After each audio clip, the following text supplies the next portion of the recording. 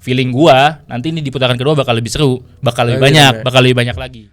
Ya PDI dengan 03 tuh gila. Maksudnya Pramono siapa gitu kalau bukan dengan PDI kan? Dia betul-betul istilahnya ya apa ya kita sebut apa ya? Petugas partai lah, petugas partainya PDIP. Jadi kalau ada pepatah dalam bahasa Turki gini, lu nggak bisa salaman kalau tangan lu begini, tangan lu apa nih?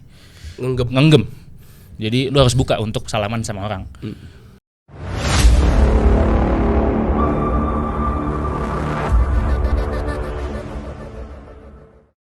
Balik lagi di Suara Menteng, suara kita bersama Bang Vicky. Oke. Boleh kenalin lu dong, Bang Vicky. Ya, kenalin nama gue Vicky. Thank you udah diundang. Gue mahasiswa alumni sebenarnya. Alumni. Asli Priuk, tapi kuliah dan kerja di Istanbul sekarang. Di Turki. Okay. Anak Bu Erdogan. Iya. Erdogan BTW bacanya. Erdogan.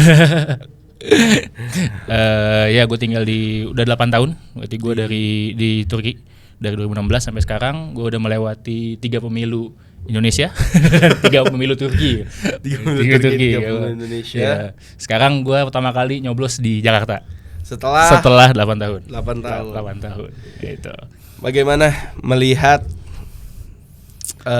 Pilkada Jakarta nih kan tinggal di Turki, berarti kan tidak merasakan langsung orasi atau visi misi dari paslon. Betul. Cuman dari media sosial. Betul. Nah, Mas Vicky gimana nih bisa sampai menentukan ke salah satu paslon tuh? Kalau kita lihat ya dari 2016 ada satu perubahan shifting dari dunia perpolitikan dunia. Orang ahli nyebutnya tuh Trumpisme. Di Trumpisme itu kan cara Trump untuk memiliki kekuasaan kan. Salah satunya adalah dia menggabungkan urusan negara ke urusan media sosial. Jadi media sosial tuh jadi penentu sekarang di semua perpolitikan dunia sejak 2016. Kalau kita tahu kan sebelum 2016 kan media sosial tuh belum booming kan. Nah, sejak Trump menggunakan Facebook untuk memenangkan politiknya, sekarang semua negara begitu, termasuk Indonesia. Nah, makanya gue sekarang lihat politik Indonesia lewat media sosial tuh udah betul-betul berbeda lah seperti dulu gitu.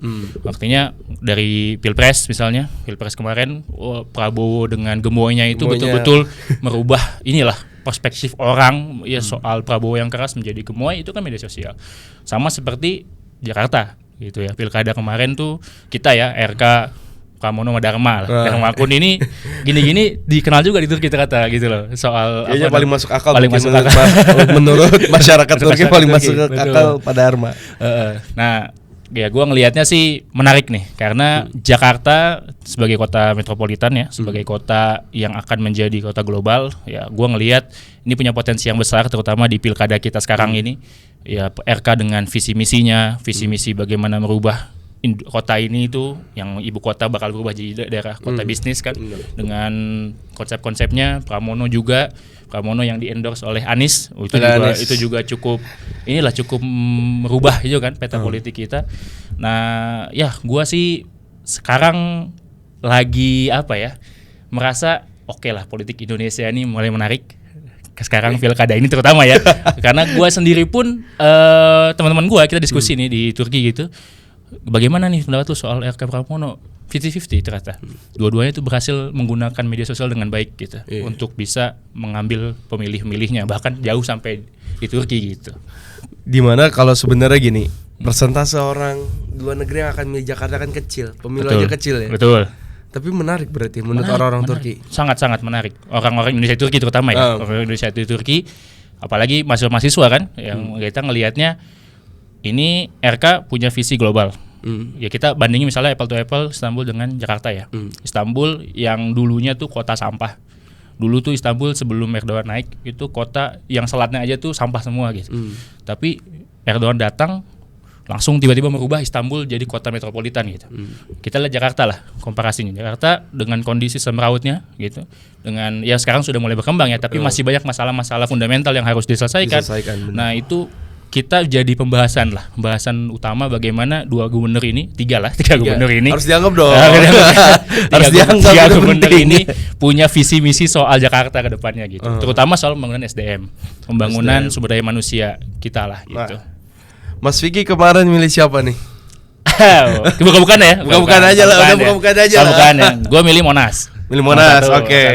Sesuai identitas. Betul. Berarti yang penting dari seorang paslon, bukan seorang ya, berarti dari paslon itu Dia identitasnya harus jelas. Betul, identitasnya harus jelas. Yang gue suka dari Ridwan Kamil lah visinya sih soal metropolitan. Gue sebagai orang yang tinggal di luar negeri, gue pengen Jakarta jadi kota smart atau kota global ya, kota yang mengglobal lah. Iya, apalagi berdasarkan Undang-Undang Nomor 2 tahun 2004 kan kita bukan lagi DKI kan, betul, DKJ. Ibu kota pindah, Jakarta akan seperti apa? Itu dia. Gua ngelihatnya Jakarta harus jadi kota kayak New York atau kota kayak Istanbul lah. Istanbul misalnya kalau kayak gue ya. Istanbul tuh kalau mau komparasi transportasi umumnya oke, penduduk tata kotanya bagus gitu. Dan jadi acuan kota internasional lah. Kita kan Jakarta juga sebenarnya kota yang kita penting. Punya heritage Betul. Sunda Kelapa itu kenapa jadi pelabuhan karena ada heritage-nya gitu. Mungkin sama kayak gini. Kota tua tuh sekarang kan cuma objek wisata yang sesaat. Betul. Mungkin ketika kita punya gubernur yang memang punya misi yang baik untuk merubah kota kan, bukan cuma untuk wisata sesaat. Betul. Heritage Jakarta banyak loh. Banyak banget. Gua misalnya gua tinggal di Priuk ya. Priuk kanan nih. Kan dulu tuh kalau dulu dia rawa kan. Rawa dibuat pelabuhan. Peti kemas pertama kan di Indonesia adalah di Tanjung Priuk kan. Tanjung Priuk tadinya itu rawa-rawa jadi pelabuhan. Berarti kan emang visinya pengen jadi kota pelabuhan atau kota persinggahan ekonomi gitu. Yang akan jadi major global lah nantinya begitu. Kayak Singapura, betul. Berarti sebenarnya Jakarta tuh nggak boleh kehilangan identitas. Itu dia. Gue mau nanya sama lu tahu nggak identitas ketiga paslon ini? Siapa orang-orangnya atau mungkin kan di Turki ya? Kalau ini anggapan gue ya. Orang-orang Turki melihat Pilkada DKI ini sebenarnya setara kayak pemilu presiden. Akhirnya betul. Karena paling booming, banyak kontradiktifnya. Betul. Pro kontranya luar biasa. Paling panas lah. Udah. Nah, yang udah nih, gue pengalaman sendiri ya. Banyak orang yang tidak tahu bahwa paslon 03 sebenarnya itu bukan independen. Oh iya. Tapi partai. Masih banyak yang berpikir yang berpikir gitu. Menurut lo gimana nih? Ya itu tanda berarti gitu ya. Walaupun media sosial itu membantu ya kita di luar negeri untuk tahu, ternyata dalam negeri pun belum bisa untuk memperlihatkan identitas asli atau memang timnya sangat cerdik sangat sengaja untuk tidak memperlihatkan itu gitu. Ya kita tahu lah ya PDI dengan 03 tuh gila. Maksudnya Pramono siapa gitu kalau bukan dengan PDI kan. Dia betul-betul istilahnya ya kita sebut petugas partai lah, petugas partainya PDIP. Tapi kok bisa media sosial itu nggak tahu kalau si Pramono ini asli PDIP, berarti hebat sekali media sosialnya ya. Ini banyak yang orang nggak tahu ya. Pak Pram itu udah 25 tahun kan di politik. Cuman di pilkada ini ketutup background dia di PDIP, hilang. Semua semua banner gak ada yang ada logo PDI kan? Warna oranye. Iya, gue perhatiin juga. Iya kan? Oh iya betul. Dia bener-bener kayak nutup gue PDI-nya. Nah, ini yang kalau gue lihat ya mengecoh banyak orang seakan-akan kayak Pram bukan PDI. Betul. Walaupun pas kita ke TPS sih surat suara gede banget itu kan ada logonya. Cuma berarti berhasil kan? Berhasil, betul. Menurut lu gimana tuh? Kalau menurut gua memang seharusnya ya partai itu tidak semata-merta merepresentasikan langsung si calonnya lah. Makanya kenapa kalau gubernur itu kita milih orang gitu kan.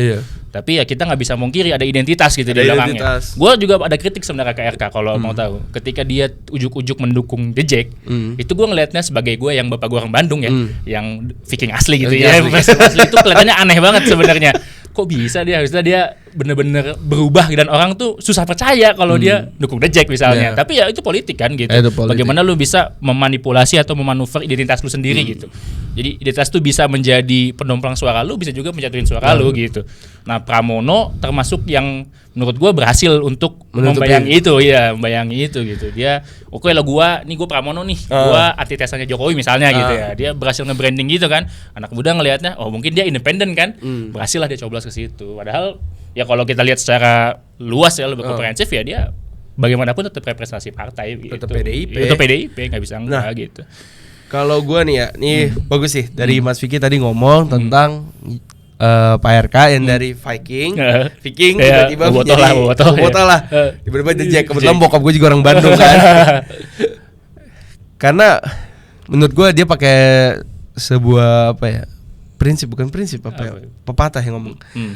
Di situ di mana bumi dipijak di situ langit dijunjung kayak gitu. Itu sebenarnya identitas politik yang baik. Betul. Cuman perlu digarisbawahin kemarin kita udah nyoblos nih, masih ada nih gua ungu-ungu nih Mas Vicky ada ya. Apakah dua putaran? Oke. Menurut lo gimana nih? Menarik. Apakah di putaran kedua lu masih di Jakarta atau udah balik ke Turki? Oke, menarik. Tapi gue optimis sih bakal 2 putaran. Bakal dua putaran.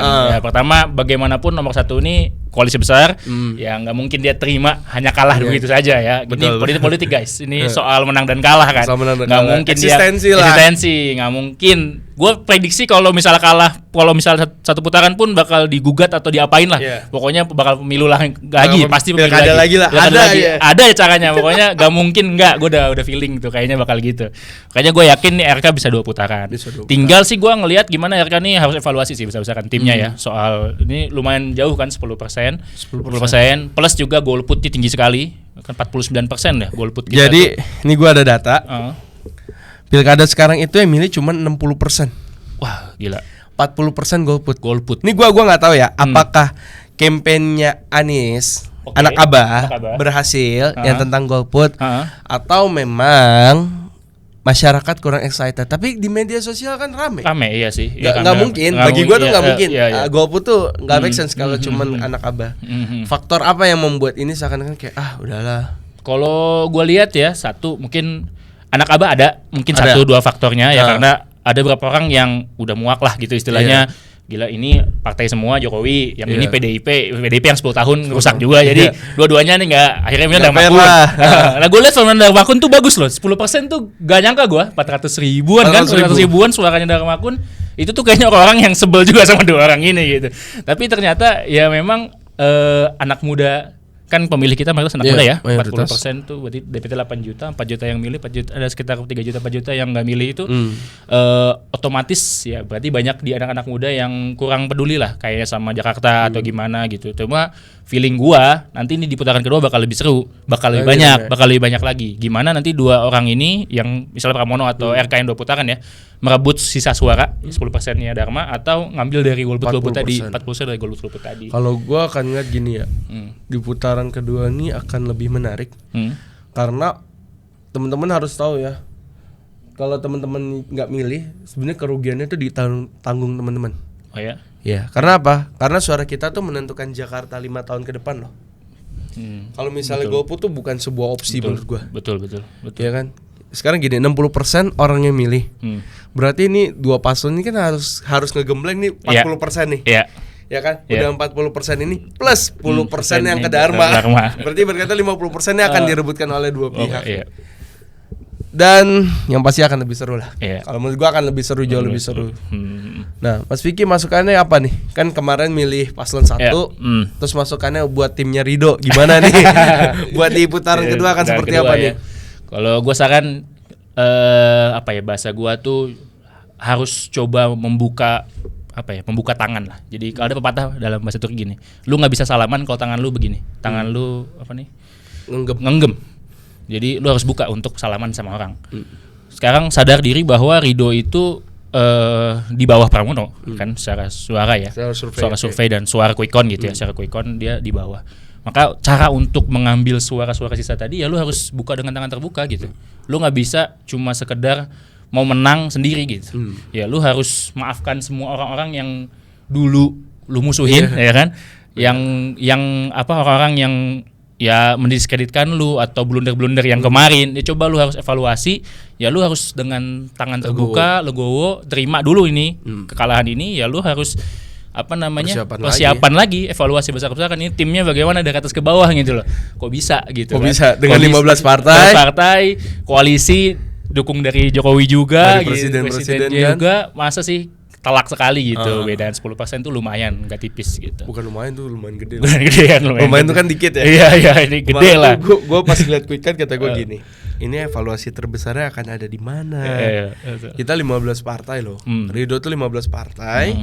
Melawan cuma 2 partai. Karena kan di sisi Pak Pram itu kan cuma PDIP dan Hanura. Yang parlemen cuma PDIP. Hanura udah tidak terlalu bergeming. Enggak ada lah. Tapi kan suara sejauh itu berarti ada yang salah. Betul. Kalau kata ketum ini ketum Gelora kan menang ada syaratnya, kalah ada sebabnya. Ada sebabnya. Nah itu. Jadi harus cari dulu nih, kenapa bisa kalah, kenapa bisa menang gitu. Berarti kalau sebab dari kekalahannya kita temukan, berarti syarat kemenangnya bisa kita ajukan. Nah, gitu teman-teman, dari obrolan gue sama Mas Vicky tentang politik, dilihat dari Mas Vicky ini yang tinggal di luar negeri. Dan juga milihnya tetap di Jakarta ya. Berarti nggak milih wali kota Istanbul. Nggak bisa juga. Nggak bisa. Kan kalau pilpres datang kan, kalau sekarang harus pulang. Oke. Gitu. Nah gitu teman-teman Suara Menteng. Terima kasih buat Mas Vicky. Thank you sudah diundang ke sini loh. Selamat. Balik lagi ke Turki langsung. Siap. Mau balik. Gue lagi mikirin gimana lu ceritanya pulang cuma milih gubernur lo. Padahal ketika habis lu milih, lu juga gak ngerasain balik ke Turki. Berarti kepedulian gue sama kota gue tinggal. Itu benar. Oke teman-teman, itulah obrolan gue dengan Mas Vicky. Sampai jumpa lagi di episode berikutnya.